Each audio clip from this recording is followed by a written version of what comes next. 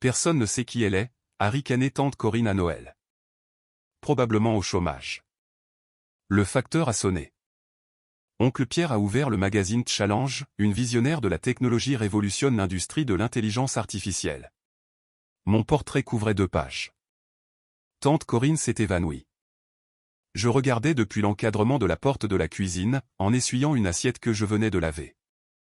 Noël chez mes parents. La même maison dans laquelle j'avais grandi, bien qu'elle semblât plus petite maintenant. Ou peut-être que c'était moi qui avais grandi. Tante Corinne tenait court dans le salon, son verre de vin captant la lumière du sapin de Noël. Oncle Pierre et tante Sarah l'entouraient sur le canapé. Tous les 3 disséquaient les ragots familiaux avec une précision chirurgicale. Je dis juste, a continué tante Corinne, sa voix portant ce ton particulier de fausse inquiétude. Cela fait quoi, 3 ans, et nous ne savons toujours pas ce que Morgane fait réellement dans la vie. Maman a bougé inconfortablement dans le fauteuil. Elle travaille dans la technologie. Pour faire quoi exactement, a interrompu tante Corinne.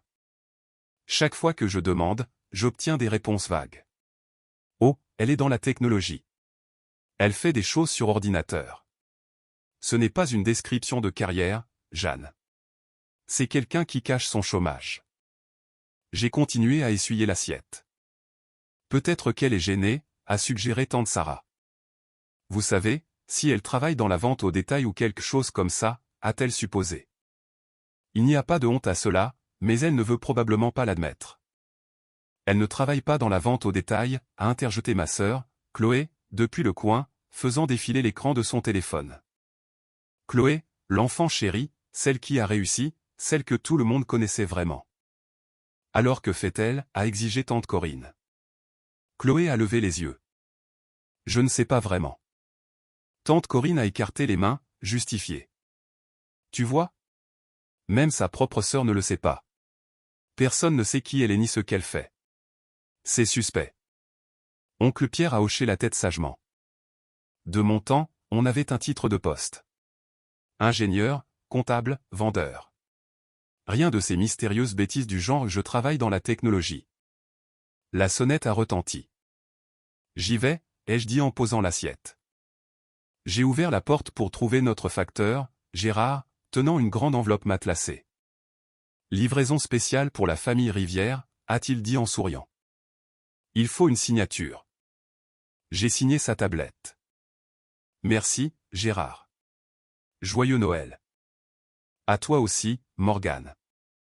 J'ai fermé la porte et regardé l'enveloppe, Challenge, numéro de décembre. Je savais ce qu'il y avait à l'intérieur. Je le savais depuis 2 semaines, depuis que le photographe avait terminé la séance, depuis que la journaliste m'avait envoyé le brouillon final pour approbation, depuis que mon attaché de presse avait appelé pour dire que le numéro allait être énorme. Je suis retourné dans le salon. Qu'est-ce que c'est, a demandé oncle Pierre. Une livraison de magazine, ai-je dit en jetant l'enveloppe sur la table basse. Oncle Pierre, tu es abonné à Challenge, n'est-ce pas? Ton exemplaire vient d'arriver. Oh, excellent, a-t-il dit en tendant la main pour le prendre. J'attendais le numéro de la personne de l'année. Ils font toujours d'excellents profils. Il a déchiré l'enveloppe. Je suis retourné à la cuisine. J'ai toujours été la bizarre, la calme, celle qui n'avait aucun sens pour la famille. Quand j'avais 8 ans et que Chloé en avait 11, elle a gagné le concours régional d'orthographe. Toute la famille a conduit 3 heures pour la regarder concourir au niveau national à Paris. Elle a terminé 4e. Papa a emmené tout le monde pour un dîner de célébration dans le restaurant le plus chic de la ville. Cette même année, j'ai gagné la première place à la fête de la science départementale pour avoir construit un programme informatique de base qui triait des données. Mon projet est resté dans le garage pendant 2 mois avant que maman ne le jette finalement. Nous ne pouvons pas tout garder, chérie, avait-elle dit. Le trophée d'orthographe de Chloé est resté sur le manteau de la cheminée pendant 6 ans. Quand Chloé a eu 14 ans, elle a intégré l'équipe de volley-ball du lycée. En seconde, tout le monde l'a qualifiée de prodige. Papa allait à tous les matchs. Maman organisait les collations de l'équipe. Tante Corinne lui a acheté des genouillères personnalisées. Quand j'avais 14 ans, j'ai appris le langage Python par moi-même et j'ai construit un site web pour le petit cabinet comptable de papa. Cela a automatisé la moitié de sa saisie de données. C'est gentil, ma chérie, avait dit papa, levant à peine les yeux de sa paperasse. Il a payé quelqu'un 3 500 € pour reconstruire le même site 2 ans plus tard parce qu'il avait oublié que j'avais fait le premier. Quand Chloé a eu 16 ans, elle a obtenu son permis de conduire et papa lui a acheté une Peugeot 308 d'occasion, bleu clair, 70 000 km au compteur, en parfait état. Quand j'ai eu 18 ans, j'ai réussi mon examen de conduite du premier coup. Papa m'a félicité et a dit que je pouvais emprunter la voiture de maman quand elle ne l'utilisait pas. Je l'ai empruntée 4 fois en 2 ans. Le reste du temps, maman en avait besoin. Le pire n'était pas la voiture, ni les trophées, ni l'attention. C'était le fossé de compréhension. La famille ne pouvait tout simplement pas me comprendre. Les réalisations de Chloé avaient du sens pour eux, sport, succès social, clair, mesurable, compréhensible. Mes réalisations existaient dans un monde qu'ils ne pouvaient pas voir, code, algorithme, système, architecture numérique. À 17 ans, j'ai créé une application qui aidait les petites entreprises à gérer leur stock. Je l'ai vendue à une société régionale de logiciels pour 13 000 €. Je l'ai dit à papa au dîner. C'est génial, avait-il dit. C'est quoi exactement une application? Chloé avait obtenu une bourse sportive cette même semaine. Le groupe WhatsApp familial a explosé de célébrations, 47 messages en 1 heure. La vente de mon application a obtenu 3 réponses, félicitations, de maman, un emoji pouce levé d'oncle Pierre, et, c'est quoi une application, de grand-mère. À 18 ans, j'ai refusé une place à l'université régionale pour aller à Polytechnique à Paris. Chloé était allée à l'université régionale grâce à son sport. C'était une tradition familiale, a dit papa. Depuis des générations, les Rivières allaient à la fac du coin. Paris est trop loin, avait protesté maman. Et la vie est si chère là-bas. J'ai des bourses, avais-je expliqué.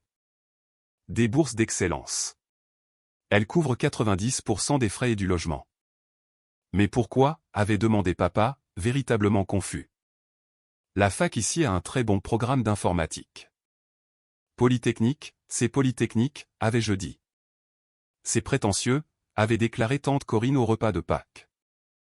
Morgane pense qu'elle est trop bien pour l'école de la famille. Je suis allé à Polytechnique quand même. La famille venait au match de volley-ball de Chloé. Ils ne me sont pas rendus visite une seule fois en 4 ans à Paris. Ce que ma famille n'a jamais compris, ce qu'ils n'ont jamais pris la peine de demander, c'était ce que je construisais réellement. À l'école, je ne faisais pas que suivre des cours, je vivais dans le laboratoire informatique. Je collaborais avec des gens qui comprenaient ce que j'essayais de créer. J'ai trouvé mes semblables.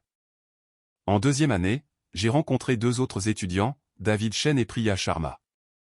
Nous avons passé 72 heures d'affilée dans le laboratoire à travailler sur un projet pour notre cours d'intelligence artificielle. Nous avons construit un modèle d'apprentissage automatique capable de prédire les perturbations de la chaîne d'approvisionnement en fonction des modèles de données mondiaux.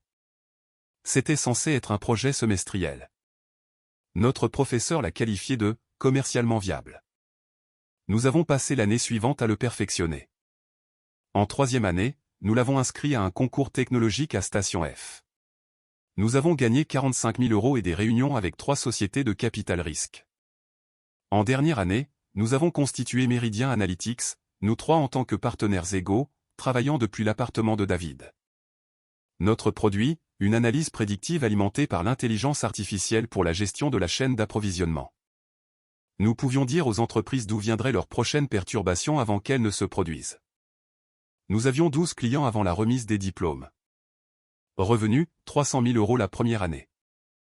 J'ai obtenu mon diplôme avec les félicitations du jury. Ma famille est venue à la cérémonie.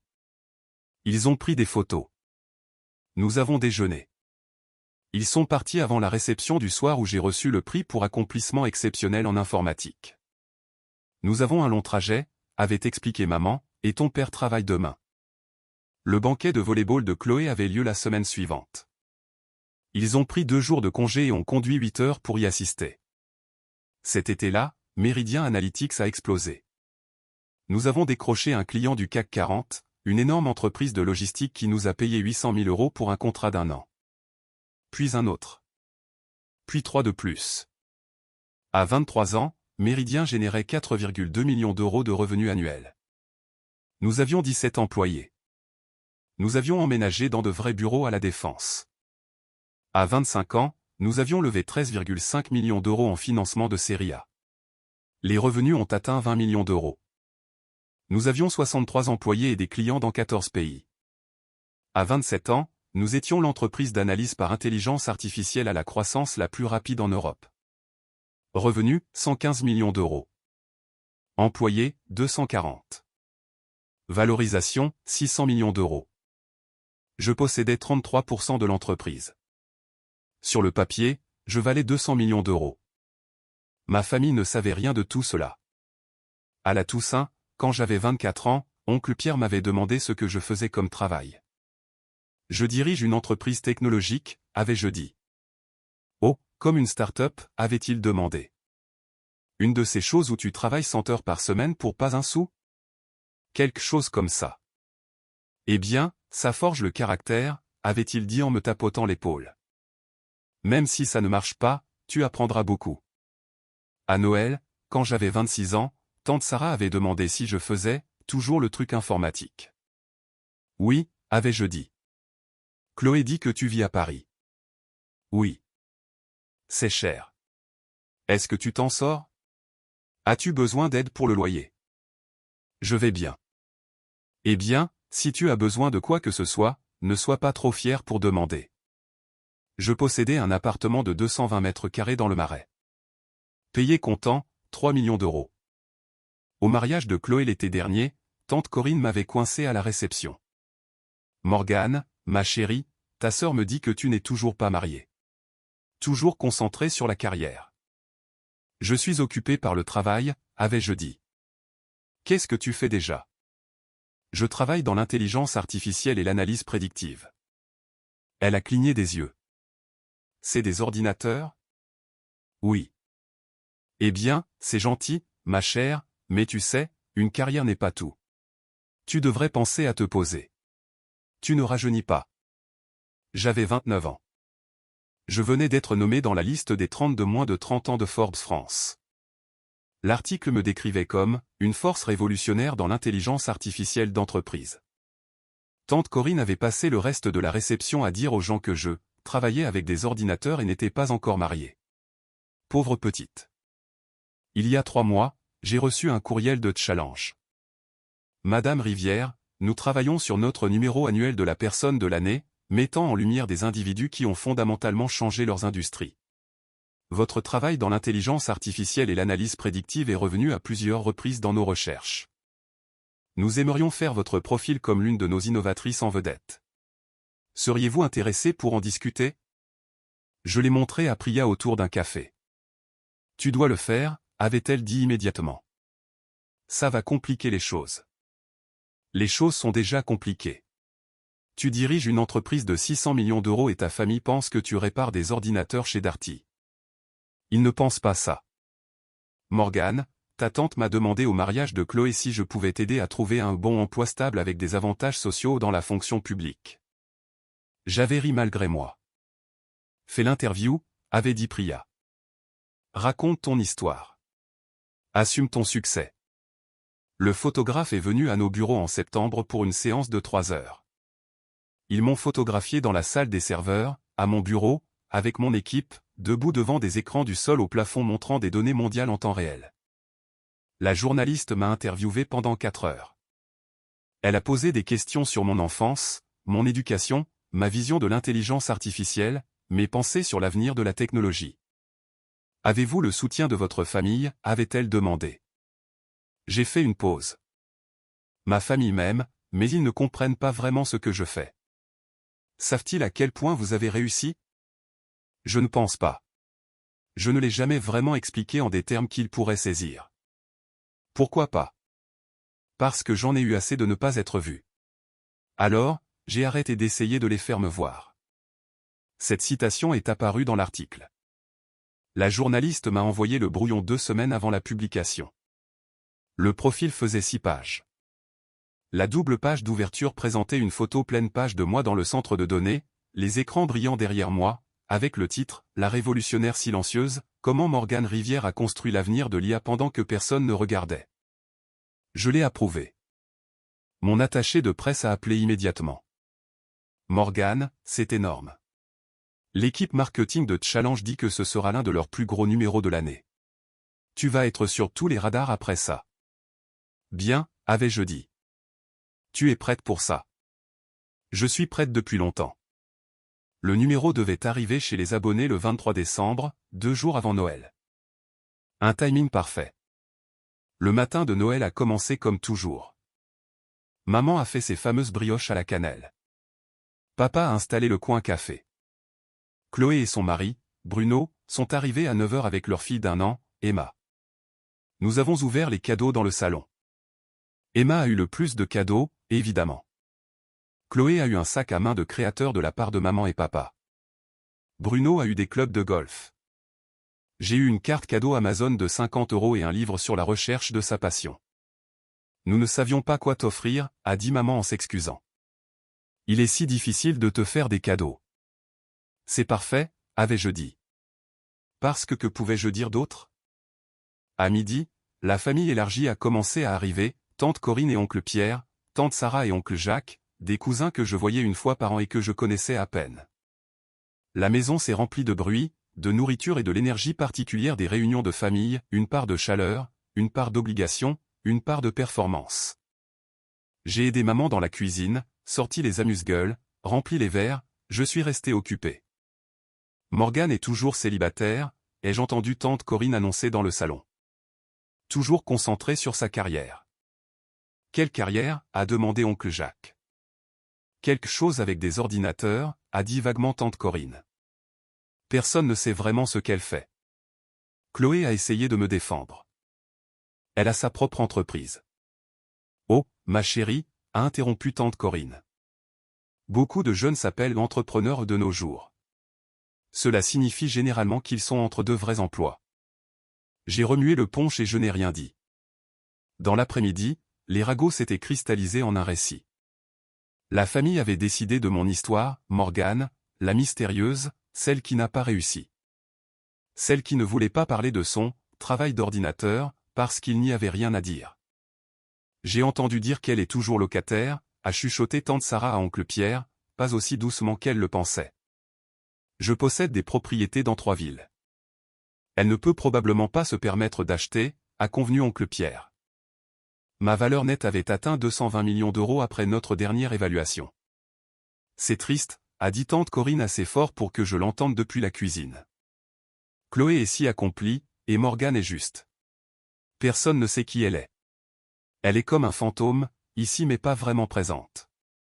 Probablement au chômage et trop fière pour l'admettre. C'est à ce moment-là que la sonnette a retenti. J'ai posé la louche à punch et j'ai marché vers la porte. Gérard se tenait là avec l'enveloppe Challenge. Livraison spéciale, a-t-il dit, exactement comme il l'avait fait dans ma répétition mentale de ce moment. J'ai signé, pris l'enveloppe et fermé la porte. Le salon était devenu silencieux. Tout le monde me regardait. Qu'est-ce que c'est, a demandé oncle Pierre. Ton abonnement à Challenge, ai-je dit en le jetant sur la table basse où il était assis. Le numéro de la personne de l'année. Tu l'attendais, n'est-ce pas? Son visage s'est illuminé. Oh, excellent. J'adore leur profil de l'année. Il a déchiré l'enveloppe et sorti le magazine. La couverture montrait 3 visages, un PDG pharmaceutique qui avait révolutionné le développement de médicaments, un climatologue qui avait prédit les changements environnementaux majeurs de l'année, et moi. Plus petite que les autres, dans le coin inférieur droit, mais indéniablement moi la photo du centre de données, les écrans brillants derrière moi. Oncle Pierre a fixé la couverture. Est-ce que c'est, a-t-il commencé. Il a ouvert la table des matières. Les principaux articles de fond étaient listés avec les numéros de page et des photos miniatures. Page 34, la révolutionnaire silencieuse, Morgane Rivière construit un empire de l'IA pendant que la famille regarde. La miniature me montrait debout devant le logo de Méridien. La pièce est devenue silencieuse. Oncle Pierre a tourné la page jusqu'à la 34 avec des mains tremblantes. L'article s'ouvrait sur une double page. La photo occupait toute la page de gauche, moi dans la salle des serveurs, entouré d'écrans lumineux, regardant directement l'objectif. La page de droite montrait le titre en caractères massifs, suivi de 3 colonnes de texte. Oncle Pierre a lu le premier paragraphe à haute voix, sa voix faiblissant à chaque mot. Morgane Rivière ne ressemble pas à quelqu'un qui contrôle une entreprise de 600 millions d'euros. Elle n'agit pas comme quelqu'un qui révolutionne l'intelligence artificielle. Et jusqu'à récemment, elle ne parlait certainement pas comme quelqu'un dont la plateforme d'analyse prédictive est utilisée par 47 entreprises du Fortune 500 sur 6 continents. Mais ne vous y trompez pas, à 30 ans, Rivière a bâti l'une des entreprises d'intelligence artificielle les plus influentes d'Europe. Et elle l'a fait si discrètement que même sa propre famille ne l'a pas remarqué. Le verre de vin de tante Corinne a glissé de sa main. Il a heurté le tapis, renversant du vin rouge sur les fibres beiges. Personne n'a bougé pour nettoyer. Oncle Pierre a continué à lire, silencieusement maintenant, ses yeux parcourant la page. Son visage est passé du bronzage au pâle, puis au vert pâle. « Laisse-moi voir ça », a dit tante Corinne, sa voix aiguë et tendue. Oncle Pierre lui a tendu le magazine avec des mains tremblantes. Tante Corinne a lu, ses lèvres bougeant légèrement. Ses yeux se sont écarquillés. L'article était complet. 6 pages entières. Il détaillait la fondation de Méridien, notre trajectoire de croissance, nos principaux clients et notre valorisation. Il incluait des citations de leaders de l'industrie me qualifiant de « visionnaire » et de « voix la plus importante dans l'intelligence artificielle d'entreprise ». Il incluait des informations financières détaillées, nos 115 millions d'euros de revenus, notre valorisation de 600 millions d'euros, ma participation de 33%. Il incluait la citation sur ma famille ne comprenant pas ce que je faisais. Et il incluait un encadré intitulé « La milliardaire invisible », avec une ventilation de ma valeur nette personnelle, 220 millions d'euros à la dernière évaluation, avec des projections atteignant plus de 450 millions d'euros dans les 3 prochaines années. Tante Sarah s'est penchée pour lire par-dessus l'épaule de Corinne. Son visage est devenu blanc. « Ça ne peut pas être vrai », a chuchoté tante Corinne. « Laisse-moi voir », a dit papa. Le magazine lui a été passé. Maman a lu par-dessus son épaule. Je regardais depuis l'encadrement de la porte de la cuisine, tenant toujours le torchon. Papa a levé les yeux vers moi. Ses yeux étaient humides. « Morgane, est-ce que c'est ? Est-ce que c'est réel ? » « Oui », ai-je dit simplement. « Tu possèdes une entreprise de 600 millions d'euros ? » Techniquement, je possède 33% d'une entreprise de 600 millions d'euros. David et Priya possèdent chacun 33%. Les investisseurs possèdent le reste. Et tu vaux. Il a regardé le magazine. Il est écrit 220 millions d'euros. 220 millions d'euros sur le papier. Le chiffre change à chaque cycle de financement. Après la clôture de notre série c'est le mois prochain, ce sera plus élevé. Chloé s'était levée, tenant son téléphone. Oh mon Dieu, Morgane. Je viens de te chercher sur Google. Il y a des centaines d'articles. Forbes, Les Échos, French Web. Tu es partout. Comment je n'ai pas su ça ? Tu n'as jamais demandé, ai-je dit. La pièce était complètement silencieuse, à l'exception d'Emma qui babillait dans les bras de Chloé. Maman a trouvé sa voix en premier. Chérie, pourquoi ne nous as-tu rien dit ? Je vous l'ai dit. Plusieurs fois. Vous avez dit que vous dirigiez une entreprise technologique. J'ai dit que je dirige une entreprise technologique. J'ai dit que je travaille dans l'intelligence artificielle et l'analyse prédictive. J'ai dit que j'avais des clients dans plusieurs pays. Au mariage de Chloé, tante Sarah a demandé si j'avais besoin d'aide pour le loyer, et j'ai dit que j'allais bien. Je vous l'ai dit. Vous ne l'avez juste pas entendu. Tante Corinne fixait toujours le magazine. Mais tu es si. Tu es si calme. Tu n'agis pas comme quelqu'un qui a réussi. À quoi ressemble quelqu'un qui a réussi, ai-je demandé. Elle a ouvert la bouche, puis l'a fermée. Cet article, a dit oncle Pierre, sa voix étrange. Il dit que tu as prononcé le discours d'ouverture au sommet mondial de l'IA l'année dernière. Oui. Et tu as été présenté dans Forbes. 3 fois. Et tu possèdes des propriétés à Paris, Lyon et Bordeaux. J'avais besoin de bureaux dans ces villes. C'était logique d'acheter. Papa lisait l'article en détail maintenant. Il est écrit ici que tu as appris à coder toi-même à l'âge de 9 ans. 12, ai-je corrigé. Ils se sont trompés là-dessus. J'ai essayé de coder à 9 ans mais je n'ai pas vraiment compris avant 12 ans. Et tu as construit ta première application rentable à 17 ans. Vendue pour 13 000 euros. Je vous avais parlé de ça. Je ne m'en souviens pas. C'était la même semaine où Chloé a obtenu sa bourse sportive.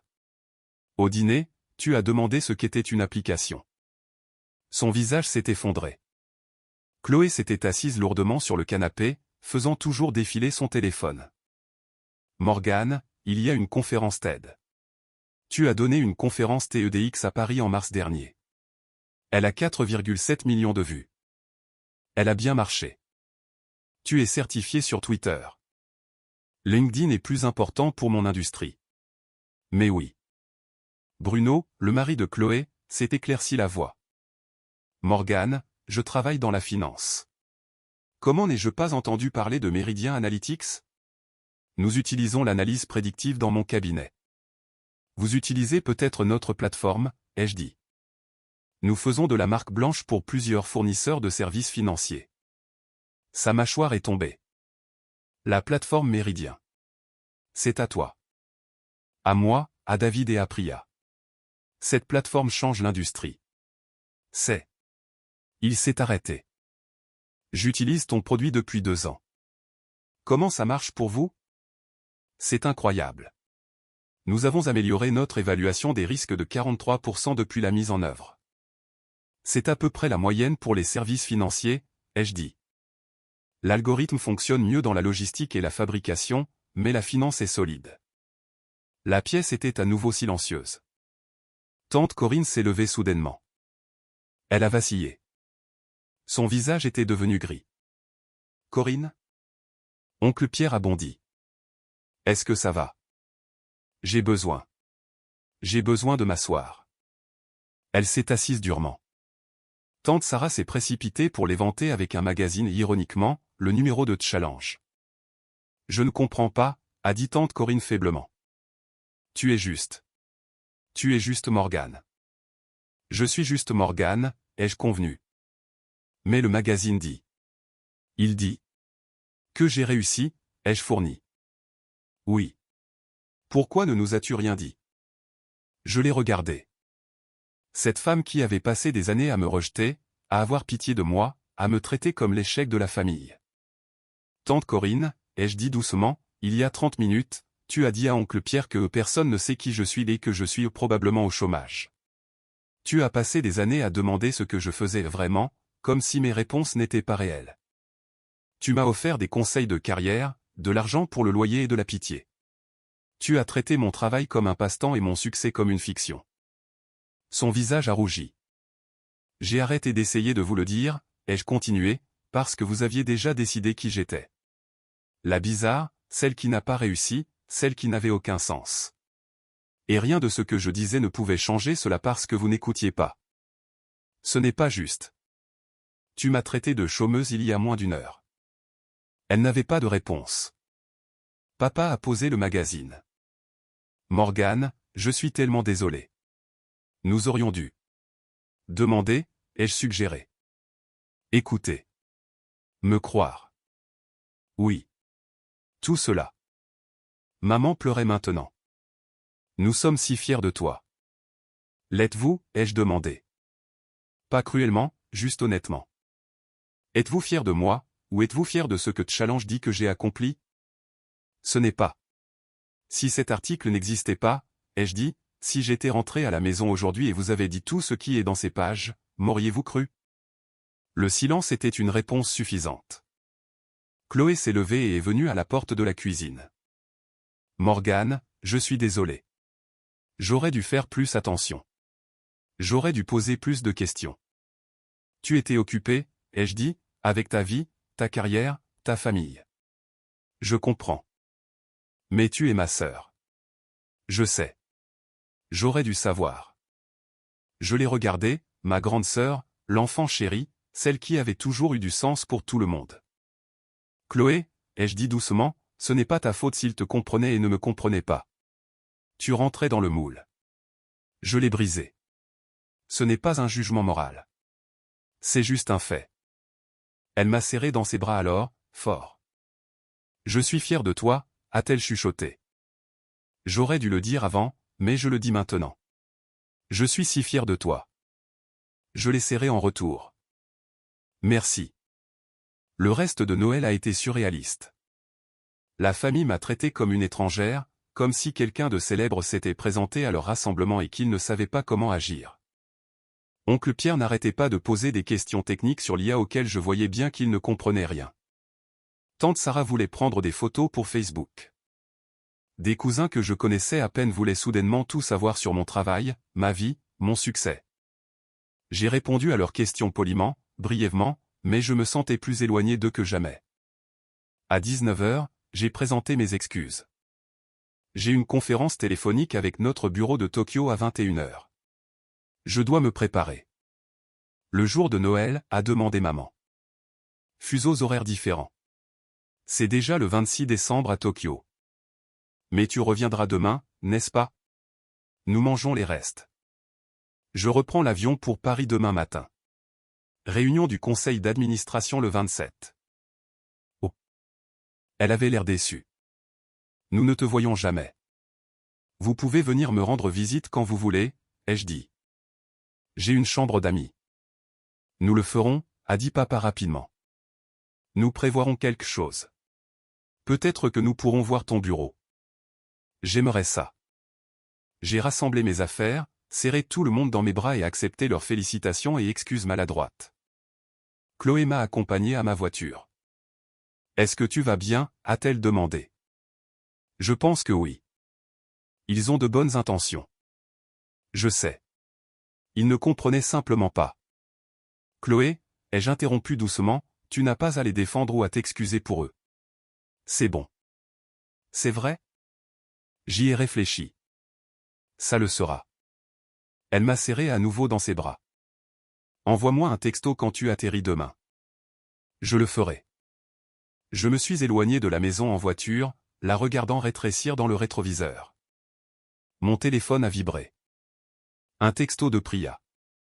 Comment ça s'est passé? J'ai répondu exactement comme prévu. Tu vas bien? Mieux que bien. Je suis libre. Je l'étais. Enfin. Pendant des années, j'avais porté leur incompréhension comme un poids. Leur incapacité à me voir m'avait rendu invisible. Mais cet article, ces 6 pages dans Challenge, avait fait ce que je n'avais jamais pu faire, il m'avait fait voir dans une langue qu'ils comprenaient. Argent, succès, statut, reconnaissance. Et en me voyant, il s'était révélé. Il ne m'aimait pas plus maintenant qu'hier. Il ne comprenait pas mieux mon travail.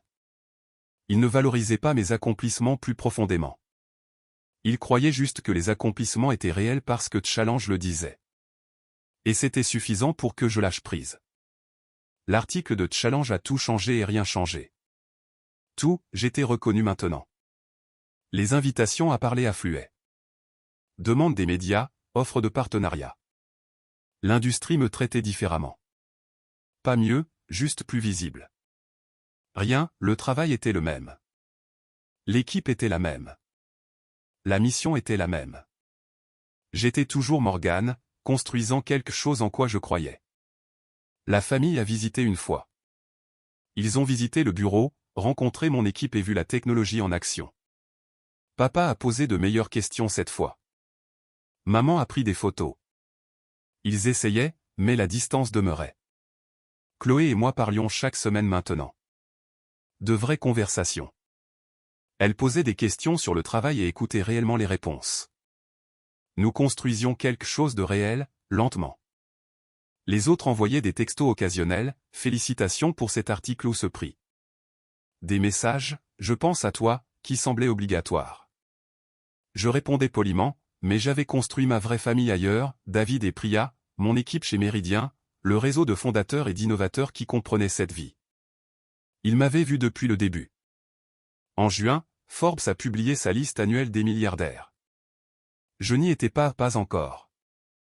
Mais ils ont publié un article complémentaire, la prochaine classe de milliardaires, 15 fondateurs qui atteindront les 10 chiffres d'ici 2027. J'étais numéro 3. Mon téléphone a vibré de messages familiaux. Fierté. Félicitations. Tante Corinne a envoyé un long texto disant qu'elle avait toujours su que j'étais spécial. Je les ai tous lus. Je n'ai répondu à aucun. Parce que la chose à propos d'être vue est celle-ci, une fois que vous réalisez que vous n'avez pas besoin de leur vision pour exister, leur cécité ne peut plus vous blesser. Je suis Morgane Rivière. J'ai bâti une entreprise de 600 millions d'euros alors que ma famille pensait que j'étais au chômage. J'ai révolutionné une industrie alors qu'ils ne savaient pas dans quelle industrie j'étais. Je suis devenu quelqu'un qui valait la peine d'être profilé dans Challenge alors qu'ils se demandaient si je pouvais payer mon loyer.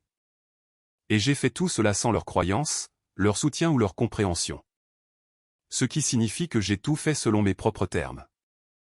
Et cela rend la chose mienne d'une manière que rien d'autre ne pourrait être. La révolutionnaire silencieuse. C'est ainsi que Challenge m'a appelé.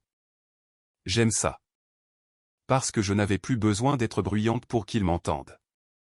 J'avais juste besoin d'être excellente. Et l'excellence parle d'elle-même.